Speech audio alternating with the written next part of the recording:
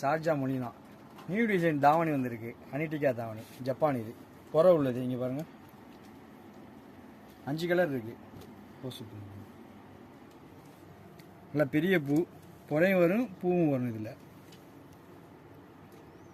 5 colour வந்திருக்கு இந்த டிசைனில். இங்கே பாருங்கள், டார்க் ப்ளூ. இது அப்புறம் எல்லோ. இந்த எல்லோ அதிகமாக எல்லோரும் விரும்பி எடுக்கிற கலரு. அப்புறம் ஆரஞ்சு இருக்குது, டார்க் ஆரஞ்சு. அப்புறம் பிளாக் இருக்குது.